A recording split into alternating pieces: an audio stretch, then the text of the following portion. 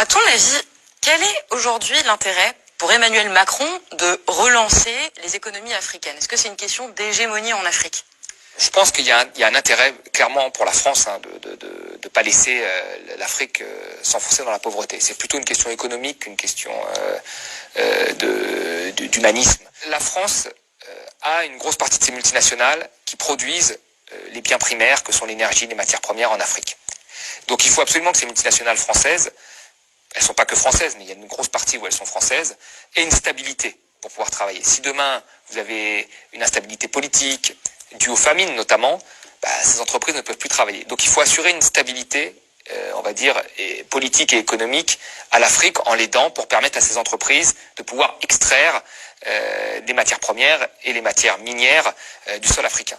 Parce que ces entreprises sont françaises. Et puis l'autre chose, c'est que la balance commerciale de la France est excédentaire envers l'Afrique. C'est-à-dire que nous exportons beaucoup de biens vers l'Afrique. Donc si l'Afrique n'a pas les moyens de nous les acheter, il y a moins d'exportation pour nos entreprises. Et s'il y a moins d'exportation, il y a moins de bénéfices. Donc le but en fait du maintien de l'Afrique dans une condition, on va dire, intermédiaire, c'est-à-dire qu'elle puisse acheter nos biens et qu'on puisse extraire ces matières premières, c'est la nécessité pour que notre économie fonctionne bien. Et c'est le but du sommet là en fait. Donc on va injecter quelques liquidités pour qu'elle aille un peu mieux et pour qu'on puisse toujours commercer dans les deux sens avec elle. Mais aucunement, ce sommet n'a pour but de sortir l'Afrique de la pauvreté et de la mettre sur la voie du développement. Parce que ni nos entreprises qui sont sur place, ni nos entreprises qui sont en France et qui exportent vers l'Afrique n'ont intérêt, in fine, à ce que l'Afrique s'en sorte mieux. Parce que si l'Afrique s'en sort mieux, il y a une partie de nos multinationales qui devront rentrer chez elles, et il y a une partie des biens qui seront produits directement en Afrique, et nos entreprises françaises n'auront pas besoin, ne pourront plus les exporter. Donc le but est toujours de maintenir l'Afrique dans une position plutôt intermédiaire, suffisante, qu'elle ne tombe pas dans le chaos, mais qu'elle ne se développe pas non plus. Et c'est un peu l'objet de ce sommet où on annule un petit peu de dette, où on donne un petit peu d'argent par-ci par-là, sans que ce soit un grand virage économique pour l'Afrique. Est-ce qu'aujourd'hui l'Afrique elle a besoin d'une intervention de l'Occident sur son économie? Qu'est-ce qui l'empêche en gros de s'en sortir seule? Alors déjà ce qu'il faut globalement se développer quand on est un pays pauvre dans une économie dans une économie mondiale où il y a déjà des pays développés, c'est très difficile. Surtout dans une économie mondiale où on prône à l'Organisation mondiale du commerce le libre-échange. C'est-à-dire qu'on ne peut pas vous apprendre à fabriquer des voitures si vous avez juste acheté des voitures à l'étranger. On ne peut pas vous apprendre à fabriquer, je sais pas moi, un bien produit fini quand il peut être produit ailleurs. Et donc ça met en fait tous ces pays dans une trappe à sous-développement. Ça c'est une réalité. Donc c'est très difficile pour ces pays de se développer. Mais nous avons vu quand même ces derniers temps un certain nombre de pays qui étaient très pauvres, qui ont réussi à prendre la voie de l'émergence, et elle s'est toujours fait en ayant une politique plus agressive que celle qui est faite en Afrique. Le Vietnam, par exemple, avait une politique, quand c'était un pays pauvre, très agressive. Enfin, les investissements directs étrangers ne venaient pas s'installer comme ça au Vietnam.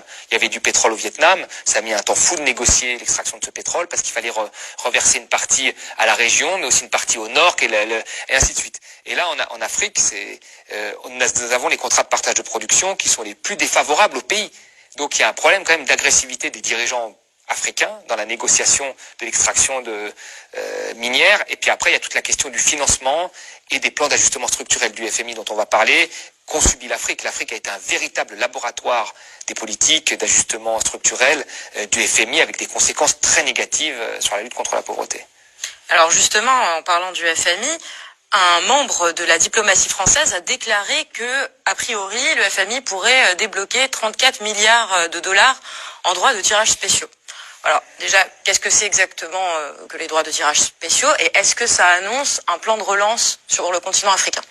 Alors les droits de tirage spéciaux, c'est une monnaie du FMI qu'on met à disposition des pays, voilà, pour leur balance des paiements, alors soit pour stabiliser leur monnaie, leur politique monétaire parfois, soit pour acheter des importations.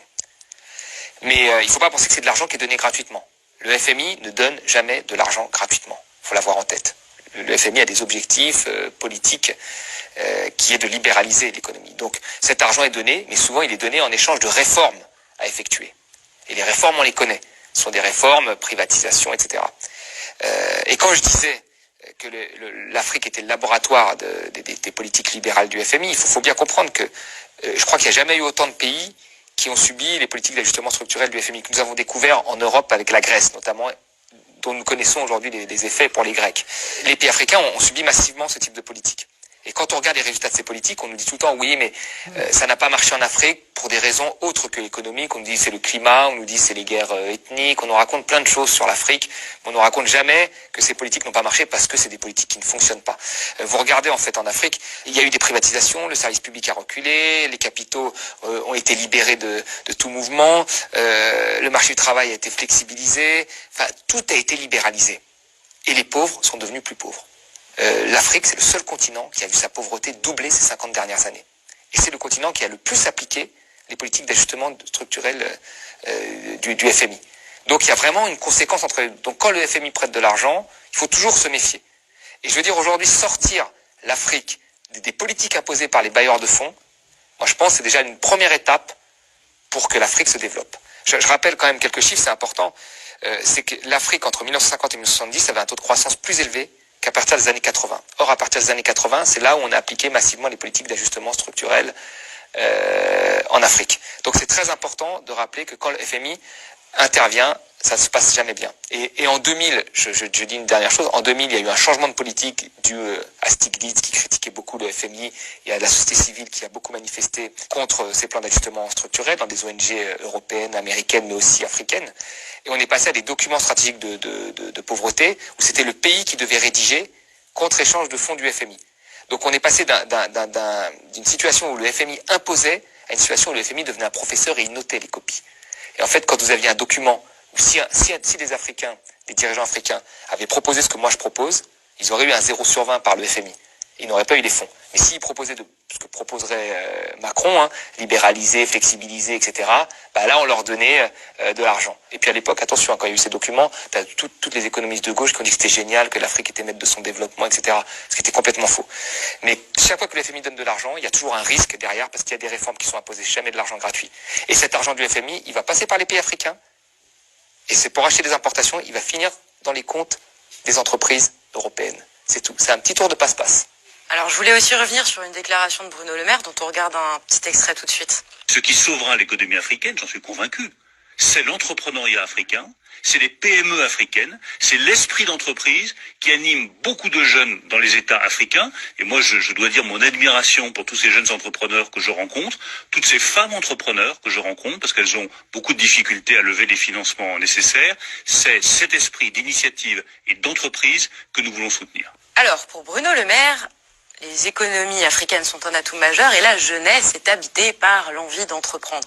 Est-ce que le mythe de la Startup Nation, le mythe du business angel, est-ce que c'est vraiment ce qui habite l'Afrique? Et ces propos, est-ce qu'ils illustrent une vraie réalité? Là, on est toujours dans le même mythe, le mythe de l'esprit d'entreprise. En fait, si les Africains réussissent pas, c'est parce qu'ils n'ont pas l'esprit d'entreprise. Alors que nous, on l'a beaucoup en France et en Europe. C'est un peu ça. Alors ça montre une vraie méconnaissance, moi je trouve, des problèmes de l'Afrique et de l'Afrique en général. Alors il a raison quand il dit qu'il y a beaucoup d'entrepreneurs en Afrique, mais il n'y a que ça. Tout le monde est entrepreneur de soi-même, c'est des entrepreneurs de survie. Vous avez des pays où 70% de la population vivent en auto-entrepreneur quasiment. C'est-à-dire que c'est des petits entrepreneurs de la vie quotidienne. Vous savez, quand vous avez des défaillances des institutions, des défaillances de marché, vous les comblez avec une forme d'entrepreneuriat privé de survie. C'est-à-dire que vous allez dans une administration, vous faites 3 heures de queue. Ben, vous avez des gens qui sont des gens qui se font payer pour faire la queue à votre place. C'est leur métier. Ils ont monté cette entreprise, ils disent tiens, il y a un problème, une défaillance, on attend 3 heures pour faire la queue. Moi, je vais créer mon entreprise, je fais la queue à ta place, tu me donnes de l'argent. Et donc tu fais la queue, l'autre il va au café, voilà. Vous avez des gens qui sont en même temps fonctionnaires, mais comme l'État a des retards de paiement parfois, ben, ils montent leur petite entreprise pour faire du café devant le fond. Enfin, tous ce sont des auto-entrepreneurs. Vous avez tous les métiers possibles et inimaginables qui ont été inventés en Afrique. Donc les gens, ce sont des entrepreneurs nés, beaucoup plus qu'en France. Ça, il faut dire la vérité. Le Bénin, par exemple, 70%, ce sont des auto-entrepreneurs. En France, les auto-entrepreneurs, c'est 5-6% à peine. Je veux dire, 50% de la population française, elle bosse dans des grandes entreprises intermédiaires de plus de 250 salariés. Donc l'Afrique, elle n'a pas besoin d'entrepreneurs. Elle en a déjà plein. Elle a besoin surtout d'industrie. C'est hyper paternaliste en plus de qualifier ces personnes qui survivent en tentant de pallier les défaillances du système de business angel ou d'auto-entrepreneur ou quoi que ce soit. Enfin, c'est différent d'un auto-entrepreneur français. Bah, bien sûr, là, il y a un mythe du super-héros entrepreneur qui pourrait réussir seul. Mais quand vous regardez en Afrique, même quand vous regardez les plus grands chefs d'entreprise africains, c'est des gens qui sont extrêmement innovants, qui ont inventé des choses. Mais souvent, l'accès au financement, les banques n'ont jamais voulu leur prêter d'argent ou à des taux mirobolants. Donc c'est souvent des entreprises étrangères, par exemple comme Total, hein, qui sont obligés d'investir dans des provisions d'investissement diversifiées, c'est obligatoire, et qui vont prendre le capital d'un start-upper, on va dire, ou d'un grand entrepreneur africain, et lui permettre d'avoir des fonds, et lui, il va s'enrichir, mais voilà. Et vous avez après toute cette petite, tout le reste de la population qui est un entrepreneuriat de survie. Mais aujourd'hui, ce qui manque à l'Afrique, quand on regarde, l'Afrique, la plupart des biens qu'elle produit et qu'elle exporte, ce sont des biens primaires, c'est-à-dire des matières premières, de l'énergie. Et ces matières premières d'énergie, elle n'arrive même pas à le transformer sur place. C'est-à-dire que par exemple, un pays comme le Congo, il exporte du pétrole, le pétrole est transformé en essence en France, et elle importe de l'essence. Alors elle pourrait transformer son pétrole en essence chez elle. Donc là, elle aurait une industrie qui permettrait d'employer des Congolais, voilà, et de transformer un produit qui vient de chez elle. Et ben il n'y a même pas ça. Mais ça, personne n'en parlera, parce que qui ça profite de transformer? Ben, ça profite aux industries européennes. Donc personne ne dira, le problème de l'Afrique, c'est le franc CFA. Enfin, j'ai jamais vu, moi, un pays qui n'ait pas sa propre monnaie, qui ne soit pas souverain de sa propre monnaie. Quand un étudiant, quand Macron était en visite en Afrique, qu'il a tutoyé un président qui allait comme ça en disant qu'il allait réparer la clim, on s'en souvient ça, on le tutoyait, on reste ici, tu vas réparer la clim. Soit dit en passant, quelqu'un qui a vécu en Afrique sait qu'il y a quand même un respect des anciens qui est un peu plus élevé, on va dire, que chez nous. Après, un étudiant lui a posé, trié sur le volet, parce que les étudiants étaient triés sur le volet. Dehors, ils manifestaient, dedans, ils devaient être avec Macron. Et ceux qui étaient dedans, il y en a un qui a eu le courage de poser cette question du franc CFA et de la souveraineté monétaire. Macron, il dit, est-ce qu'il y a un économiste dans la salle? Il dit ça, genre, le franc CFA de ne pas être souverain de sa monnaie, c'est génial. Allez dire ça à la Chine, au Vietnam, vous allez voir comment ils vont vous répondre, ou à l'Amérique du Sud, vous allez voir. Enfin, la politique monétaire, c'est la base. Donc ça, on n'en parlera jamais. Le fait que quand une entreprise investisse en Afrique, qu'elle soit obligée d'investir, je sais pas moi, dans des raffineries, etc., comme des pays du Golfe le demandent, comme des pays d'Amérique du Sud, ça, il faut pas en parler. Vous voyez? Donc il faut dire, l'entrepreneur c'est super, on va te donner un peu d'argent, microcrédit, 2-3 euros, tu vas pouvoir arrondir tes fins de mois, et c'est toi qui vas sauver l'Afrique. Non. Si on veut un vrai plan pour sauver l'Afrique, il faut, moi je l'ai dit, que les dirigeants soient un peu plus agressifs dans les négociations. Ils peuvent le faire aujourd'hui parce qu'ils ont le choix avec des pays comme la Chine, qui sont intéressés par leurs matières premières. Et donc il faut qu'ils fassent jouer cette concurrence pour être plus agressifs, comme l'est l'Amérique du Sud, comme sont les pays du Golfe. Il faut qu'ils exigent que les entreprises multinationales, qui sont principalement européennes, qui viennent tirer leurs matières premières, réinvestissent dans l'économie locale pour qu'ils puissent transformer leurs produits finis. Ça, ce sera la première étape. Le reste, les institutions, la baisse de corruption, elle viendra après, comme ça a été le cas chez nous quand on s'est développé. Le 9 mai